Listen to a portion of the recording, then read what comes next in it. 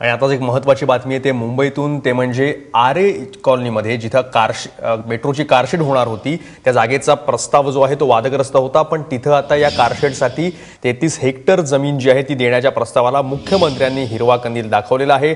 शिवसेनेने विरोध केला होता, अनेक पर्यावरण प्रेमींनी याला विरोध केला होता, पण तरी सुद्धा मुख्यमंत्र्यांनी आता अखेरीस ही जमीन अधिग्रहित करायला परवानगी दिलेली आहे। रश्मी पुराणी आपल्या प्रतिनिधी आपल्या सोबत आहेत। रश्मी, काय निर्णय घेतलाय मुख्यमंत्र्यांनी? मयुरेश, आपण बघतोय आरे मधली जी 33 एकर जागा होती, जी आरे डेपोसाठी लागणार होती, मेट्रो डेपोसाठी लागणार होती, कारशेडसाठी, ती देण्यासाठी मुख्यमंत्र्यांनी जे आदेश आहेत ते दिलेले आहेत। MMRDA काल हे आदेश मिळालेले आहेत।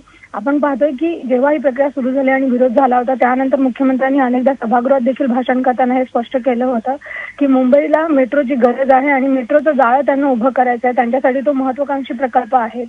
त्यामुळे आपण बघतोय गेल्या काही दिवसांपासून मेट्रोच्या अनेक प्रकल्पांचं भूमिपूजन देखील सुरू झालंय। आरेचा जो मेट्रो आहे त्यामध्ये कुठेतरी हा कारशेड कुठे होणार हा प्रश्न होता, हा जागेचाच प्रश्न होता।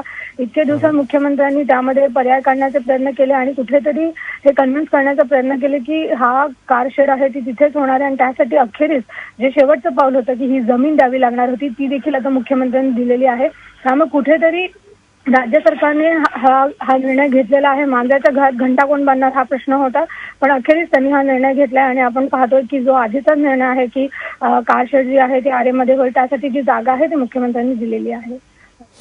धन्यवाद रश्मी, तुम्ही दिलेल्या माहितीबद्दल। त्याच्यामुळे जो विरोध आहे तो डावलत, विशेषतः शिवसेनेचा प्रखर विरोध सुद्धा बाजूला सारत मुख्यमंत्र्यांनी त्यांच्या अखत्यारीत हा निर्णय घेतलेला आहे। 33 हेक्टर जमीन आरेमधली मेट्रो 3च्या कारशेडला आता मिळणार आहे।